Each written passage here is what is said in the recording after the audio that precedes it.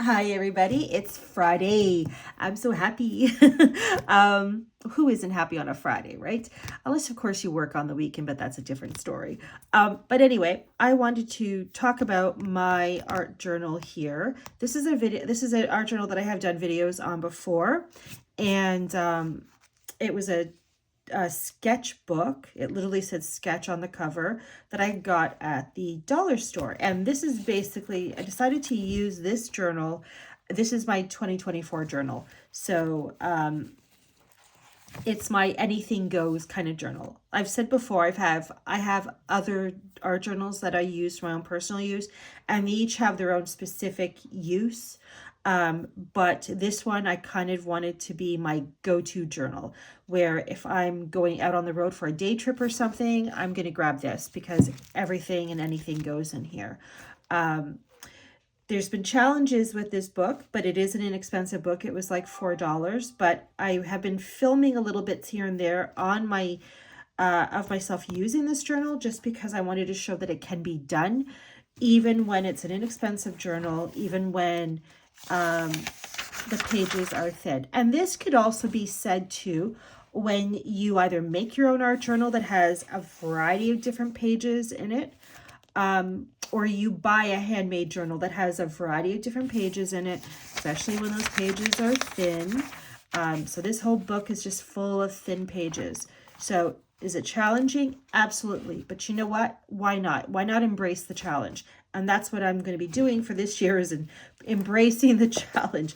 But you know what? No matter what kind of art journal I use, unless it has a more heavy body kind of paper in it consistently, it's even that I find that it's challenging. But I personally, for myself, actually do not like thicker, heavier stock paper. I just don't. I prefer the thinner papers, but again, they do present their own challenge. So I'm just going to do a simple, quick journal flip through. I haven't obviously gone very far in it because I've only had this journal for a couple of weeks.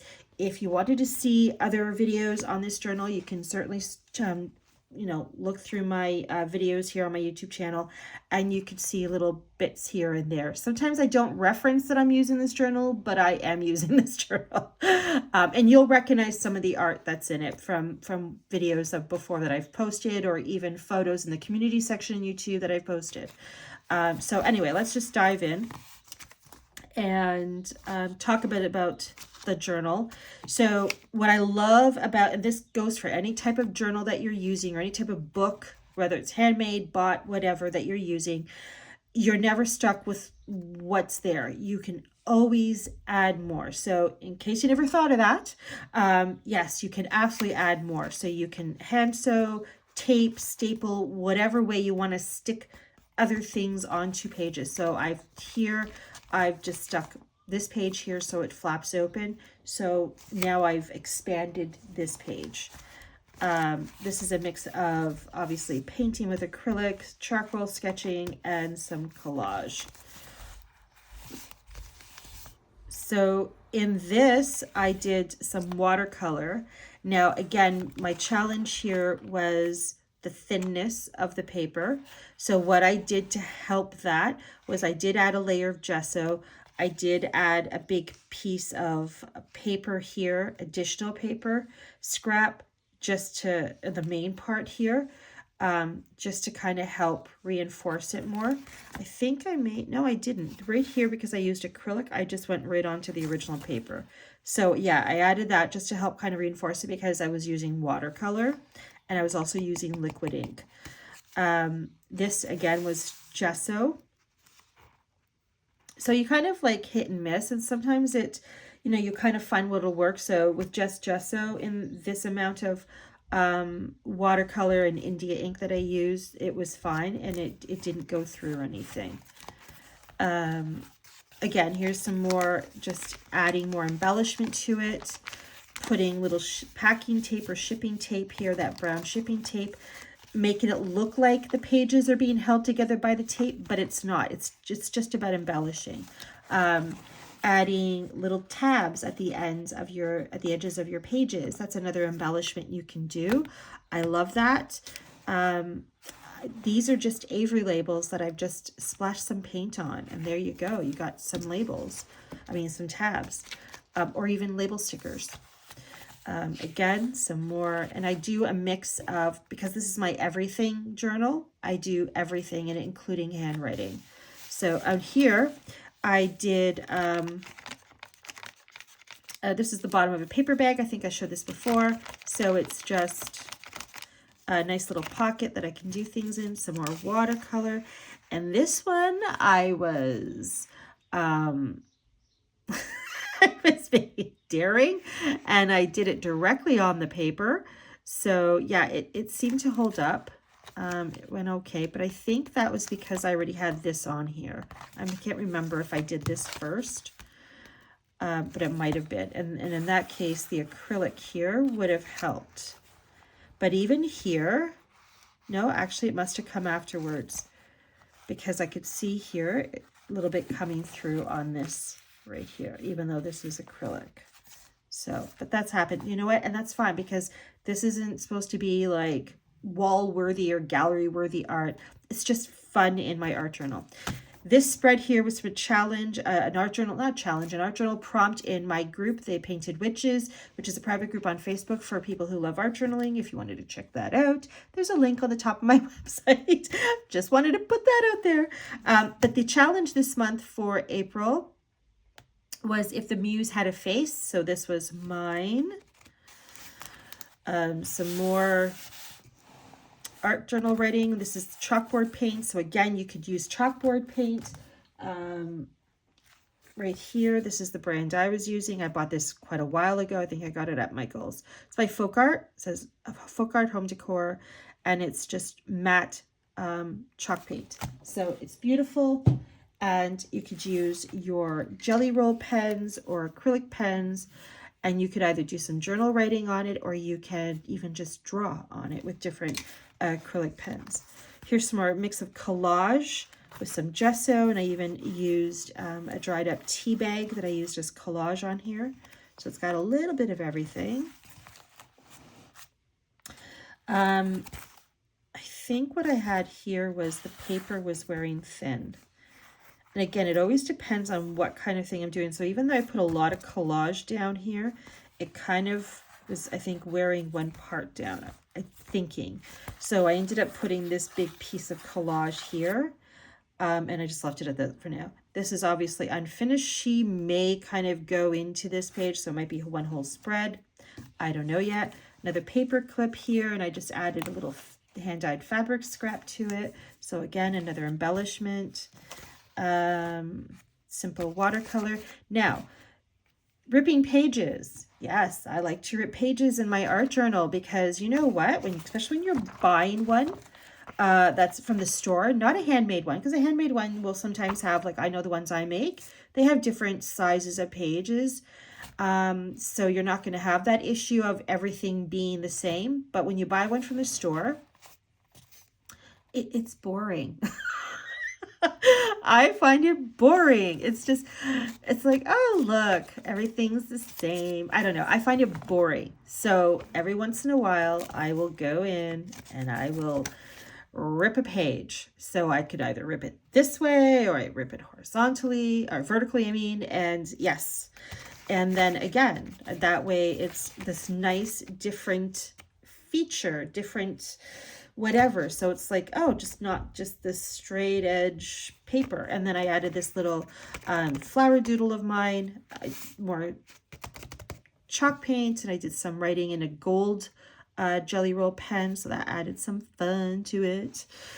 And here, that was last night, and I just I was just splashing around with paint colors. I just wanted to see some color, and I was like, you know, working all day and that kind of thing, and I just wanted to just have some fun without being committed to anything. So I literally just splashed some color on here with some acrylic, and then I did some scribbles on it with a pen, some mark making with a jelly roll pen, and then the circles are just from India ink.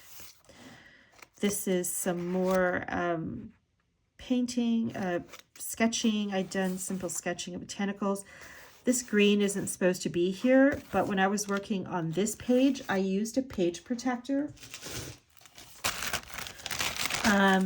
This is just a shopping bag from the Solution store, and it had other inks and stuff on it that I didn't know.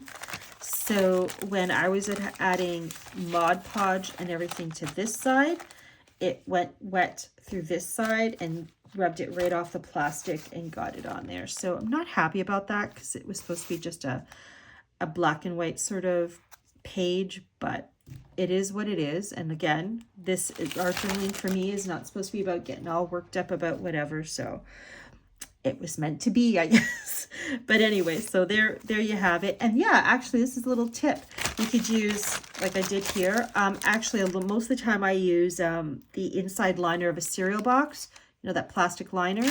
When you're done with your cereal, just take out the liner bag, cut it out, and there you go. And you can cut it to any size you want for your art journals to act as a, you know, so it doesn't seep into the other pages. And just make sure it's clean. Don't do what Tina did here. But yeah, and then what's also beautiful is that it just folds up and it tucks anywhere into your art journal. So it's always there. You're taking it on the go or whatever, so you never have to look for it. It's always there. So, but yeah, and this is the last page I did. This was also yesterday too. And I was doing more of a grunge thing. So I did do some collage on it with some music sheets. I'm not sure if you could see that. And I did some gesso. I worked with watered down acrylic, did a lot of rubbing with a baby wipe too, just to kind of bring that music sheets back into it. Splattered it like I always do with my black water soluble pencil or graphite pencil. And then this effect here, in case you're interested, I just used a palette knife. And I put very little black acrylic right here, right on the edge. Very, very little, because you don't want a big blob of it. And then I literally just lightly scraped it across because you have so little on it, and less is more. So go less, because if you find that it's not enough on your palette knife, it's better to add more. You know, you can always go back and add a little bit more, because once it's on, it doesn't come off. So yeah, I just put a little bit of acrylic right here on the edge, and then just slowly scrape it on, going right down. And that gives it that beautiful grungy look. With addition to the splatters that I do, and you could also use India ink. You could also use watered down black acrylic paint and just do that splatter effect. So that's how you can achieve that grungy kind of look to one of your drawings or whatever sketches that you do in your art journal. Kind of gives that messy, grungy look, which I love. So yes, anyway, there's a little tip there. So what I'm doing today, and again, since I'm kind of just doing a flip through, but also talking about how you can bling up your store-bought art journal, is I added last night to this dyed piece of fabric, and I just found somewhere somewhat in the middle of the book, and I just literally wrapped it around and tied it. So there you go with that. And then what I'm going to do now is I'm just going to add a little bit of bling to it. And you can add as much or as little bling as you want. So I just got a safety pin. I want to keep it simple, and I don't want anything too bulky or anything, because again, this is my go-to, let's, you know, throw it in my travel bag, my art bag, and off we go kind of thing. So I don't want things that are going to be too bulky on it. So the little safety pin on the ribbon or the fabric scrap is going to be good. So I'm just going to get some little beads here and just put them through. And this is so simple to do. Oh, and I just dropped that one. But yeah, it adds that nice little simple embellishment to your journal. These beads are so small. I'm trying to get it. Okay, there we go. And what I like about these small little safety pins, I don't know if the bigger ones will do it, because I would assume they'd be thicker, but those tiny little seed beads fit perfectly on this. And I like it for that. Let's see if I can get, what other one do I want in here?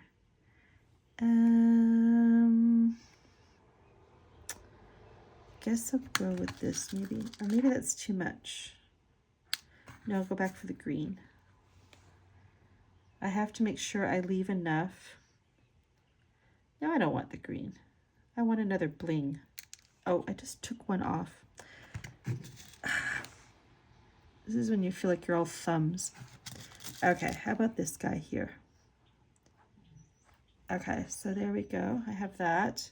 I'm hoping I left enough there at the tip to just stick it through the fabric. I did. And then just pop it on. And there you have it. Now, another way you could do this if you don't want to do that, and I could do that too actually, is you can get a needle and thread. I can probably go one more bead. I'll go green little seed bead. So if you don't want to just stick it through your fabric because you don't, want it that way, you could also just get a needle and thread or embroidery floss and just sew it on through the little hole there, and just kind of sew it on that way. So I might do that. So I'm not going to film myself doing that because that's boring to watch, but you get the idea. Yeah, and then you could add even a little charm, just get a jump ring, which I don't have in this case. I have it elsewhere. But you get a little jump ring, those little hoops that, open up, the ends open up. And you can add a little charm or a little bell if you want a little sound thing happening. And yeah, you could do that too. Or you can even add more than one. It really is up to you and how much bling you want on your journal. But anyway, just want you to kind of give that idea. It's just another, inspirational thing to share on what you could do with a boring store-bought sketchbook. And I have done nothing to the back, and I'm okay with that, but you could do something on the back. But yeah, the closure did not come with the book, obviously, because it literally was basic. This was a very basic book. All I did was sew the button on with embroidery floss, and then I think I talked about this before in another video, but in case you missed it, I punched a hole here. I happen to have grommets and a grommet press, so I added a grommet to help reinforce the hole. And this is just an elastic hairband. So I just knotted it on the one side, and then there you go. So as this gets bigger, it will, stretch because it will get thicker.